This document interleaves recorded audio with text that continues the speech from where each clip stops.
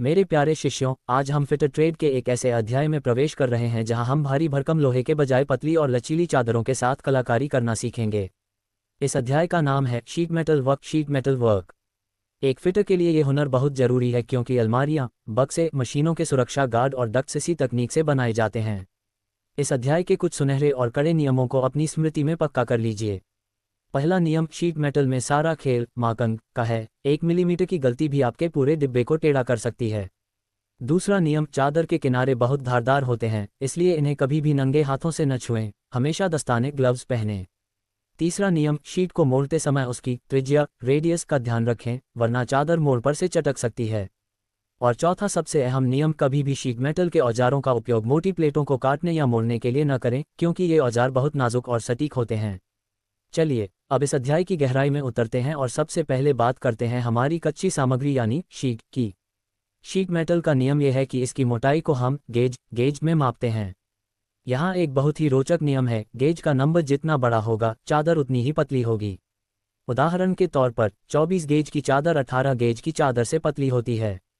Fitter workshop में हम कई तरह की चादरों का उपयोग करते हैं, जैसे गैल्वेनाइज्ड आयरन शीट, गी शीट जिस पर जस्ते की परत होती है और उसे जंग नहीं लगता। इसी तरह एल्यूमिनियम शीट बहुत हल्की होती है और कॉपर शीट बिजली की सुचालक और सजावट के काम आती है। अब बात करते हैं उन हथियारों की जो शीट मेटल के जादूगर इस्तेमाल करते हैं। सबसे पहले आती है कतरनी, जिसे हम स्निप कहते हैं। ये देखने में कैंची जैसी होती है लेकिन बहुत मजबूत होती है। स्निप का नियम यह है कि स्ट्रेट स्निप का उपयोग सीधी लाइन में काटने के लिए और बेंट स्निप का उपयोग गोलाई या वक्र कर्व काटने के लिए किया जाता है।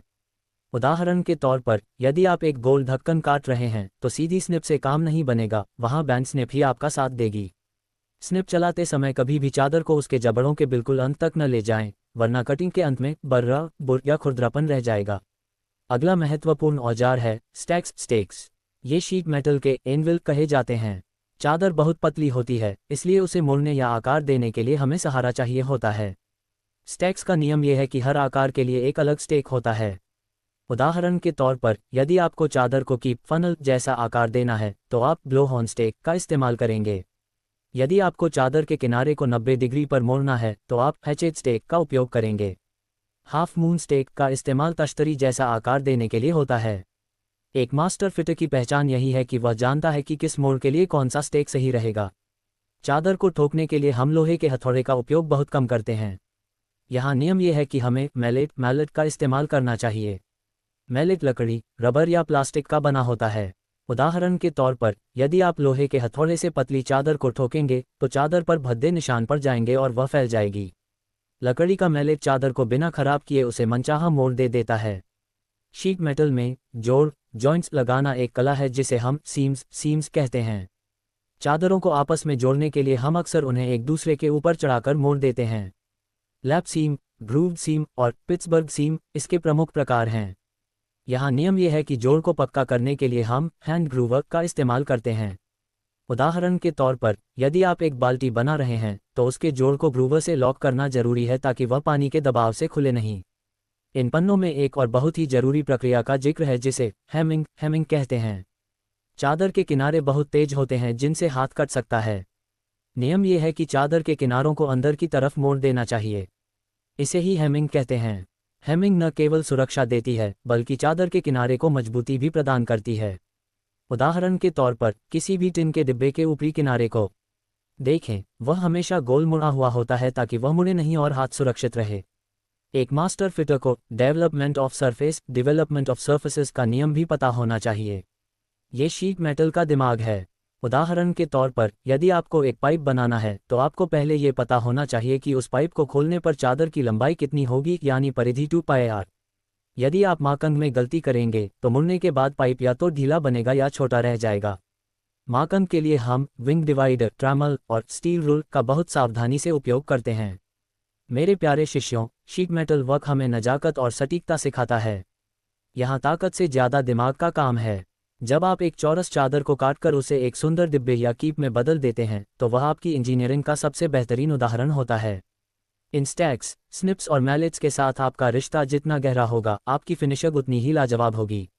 मेरे प्यारे शिष्यों, शीट मेटल के इन अंतिम पन्नों में कुछ ऐसी गुप्त तकनीकें और बारीकियां छिपी हैं जो एक साधारण काम और एक इंजीनियरिंग मास्टरपीस के बीच का फर्क तय करती हैं। अभी तक हमने चादर को काटने और उसके औजारों को समझा, लेकिन अब हम उन पन्नों को देख रहे हैं जहां चादर को जोड़ने और उसे मोड़ने के सबसे कड़े नियम लिखे हैं। यहाँ सबसे पहले एक बहुत ही महत्वपूर्ण प्रक्रिया आती है जिसे हम नॉचिंग कहते हैं। इसका नियम यह है कि जब हम किसी चादर को मोड़कर एक डिब्बा या फ्रेम बनाते हैं तो उसके कोनों पर चादर आपस में टकराती है और ऊपर चढ़ जाती है। उदाहरण के तौर पर, यदि आप एक चौरस ट्रे बना रहे हैं तो मोड़ने से पहले कोनों से चादर का एक हिस्सा काटना जरूरी है। इसे ही नॉच कहते हैं। ये कई प्रकार के होते हैं जैसे स्क्वायर नॉच, वी नॉच और स्लांट नॉच। नियम याद रखिए, बिना सही नॉचिंग के आपका डिब्बा कभी भी सही 90 डिग्री पर नहीं मुड़ेगा और उसके कोने भद्दे दिखेंगे। अब बात करते हैं वायर्ड एज की। शीट मेटल का एक बड़ा नियम यह है कि पतली चादर के किनारे बहुत कमजोर होते हैं और वे आसानी से मुड़ सकते हैं। इसे मजबूती देने के लिए हम चादर के किनारे के अंदर एक लोहे का तार वायर फंसाकर उसे मोड़ देते हैं। उदाहरण के तौर पर, आपने लोहे की बाल्टी या परात के ऊपरी हिस्से को देखा होगा। वह अंदर से गोल और ठोस होता है क्योंकि उसमें तार फंसाया गया होता है। यह न केवल किनारे को फौलादी मजबूती देता है बल्कि उसे पकड़ने में भी सुरक्षित बनाता है। इन पन्नों में सीम्स यानी जोड़ों के बारे में बहुत विस्तार से बताया गया है। शीट मेटल में हम वेल्डिंग से ज़्यादा फोल्डिंग जोड़ों पर भरोसा करते हैं। यहाँ ग्रूव सीम का नियम बहुत खास है। इसमें चादर के दो किनारों को हुक की तरह मोड़कर आपस में फंसा दिया जाता है और फिर हैंड ग्रूवर नामक औजार से उसे लॉक कर दिया जाता है। उदाहरण के तौर पर, यदि आप एक अनाज रखने वाला ड्रम बना रहे हैं तो उसकी मजबूती इसी ग्रूव सीम पर टिकी होती है। एक मास्टर फिटर का नियम यह है कि ग्रूवर का साइज हमेशा सीम की चौड़ाई के बराबर होना चाहिए, वरना जोड़ ढीला रह जाएगा। अगली महत्वपूर्ण तकनीक है रिवेटिंग। जब चादरें बहुत मोटी हों या उन्हें मोड़कर जोड़ना मुमकिन न हो, तब हम रिवेट का इस्तेमाल करते हैं। इसका नियम यह है कि दो चादरों के बीच सुराख करके उसमें रिवेट डाली जाती है और फिर रिवेट सेट और डॉली की मदद से उसका दूसरा सिरा फैला दिया जाता है। उदाहरण के तौर पर, पुराने समय में रेल के डिब्बे और पुल इसी तकनीक से जोड़े जाते थे। शीट मेटल में नियम है कि रिवेट की लंबाई हमेशा चादर की मोटाई से 1.5 गुना ज़्यादा बाहर निकली होनी चाहिए ताकि उसका सिर हेड सही से बन सके। अब चर्चा करते हैं सोल्डरिंग की, जो शीट मेटल जोड़ों को लीक प्रूफ बनाने का सबसे अच्छा तरीका है। इसका नियम यह है कि यह एक एडहेसिव प्रक्रिया है जहां हम सोल्डर, लीड एंड तिन का मिश्रण को पिघलाकर जोड़ों के बीच भर देते हैं। उदाहरण के तौर पर, यदि आप पानी की टंकी या तेल का डिब्बा बना रहे हैं तो उसे केवल मोड़कर जोड़ना काफ़ी नहीं है, उसे सोल्डर करना अनिवार्य नियम है ताकि पानी न टपके। यहाँ फ्लक्स का इस्तेमाल सबसे बड़ा नियम है। फ्लक्स धातु की सतह को साफ करता है ताकि सोल्डर धातु के साथ पक्की पकड़ बना सके। जस्ते की चादर की शीट के लिए हम अक्सर हाइड्रोक्लोरिक एसिड या जिंक क्लोराइड का उपयोग फ्लक्स के रूप में करते हैं। इन पन्नों में एक और बहुत बारीक बात है, अलाउंस। जब हम किसी चादर को मोड़ते हैं या उसका जोड़ सीम बनाते हैं तो चादर की कुछ लंबाई उस मोड़ में खर्च हो जाती है। नियम यह है कि मार्क अंक करते समय हमें वह फालतू लंबाई पहले से ही जोड़ लेनी चाहिए। उदाहरण के तौर पर, यदि आप 100 mm का पाइप बना रहे हैं तो आपको 100 mm की चादर नहीं बल्कि जोड़ के लिए 10-15 mm फालतू चादर लेनी होगी। इसे पर्वत नियम की तरह याद रखिए, बिना अलाउंस के आपका जॉब हमेशा छोटा बनेगा। अंत में मैं आपको फ्लैंजिंग के बारे में बताऊंगा। जब किसी गोल पाइप या बर्तन के किनारे को बाहर की तरफ मोड़ दिया जाता है तो उसे फ्लैंज कहते हैं। इसका नियम यह है कि यह पाइप को दूसरे पाइप से जोड़ने के लिए आधार प्रदान करता है। शीट मेटल वर्कशॉप में इसके लिए हम बैंडिंग मशीन या स्टैक्स का बहुत सावधानी से उपयोग करते हैं। मेरे प्यारे शिष्यों, शीट मेटल का यह अध्याय हमें धैर्य और सूक्ष्मता सिखाता है। यहाँ एक गलत कट या एक गलत मोड़ पूरे जॉब को कबाड़ स्क्रैप बना सकता है। जब आप हाथ में स्निपलें या मैलेट से चादर को ठोकें तो याद रखें कि आप एक कारीगर हैं, हथौड़ा चलाने वाले मजदूर नहीं। आपकी हर चोट में एक नजाकत होनी चाहिए। शीट मेटल की इन तकनीकी गहराइयों के बाद अब मैं आपको कुछ ऐसी अनुभवी बातें बताऊंगा जो आपको वर्कशॉप में एक साधारण कारीगर से ऊपर उठाकर एक शिल्पी बना देंगी। शीट मेटल का काम केवल चादर को काटना और मोड़ना नहीं है, बल्कि यह धातु के तनाव, स्ट्रेस को समझने की कला है। आइए कुछ ऐसे गुप्त नियमों को समझते हैं जो आपके काम में परफेक्शन लाएंगे। यहाँ सबसे पहला और जादुई नियम आता है, स्प्रिंग बैक का नियम। धातु की चादरें बहुत स्वाभिमानी होती हैं, आप उन्हें जितना मोड़ते हैं वे वापस थोड़ा सा अपने पुराने आकार में आने की कोशिश करती हैं। नियम यह है कि यदि आपको चादर को बिल्कुल 90 डिग्री पर मोड़ना है तो आपको उसे 91 या 92 डिग्री तक दबाना होगा। उदाहरण के तौर पर, जब आप मशीन या स्टेक पर चादर मोड़ते हैं और उसे छोड़ते हैं, तो वह 1 या 2 डिग्री वापस खुल जाती है। एक उस्ताद फिटर हमेशा इस स्प्रिंग बैक को अपनी माकंग और मोड़ाई में पहले से ही शामिल कर लेता है।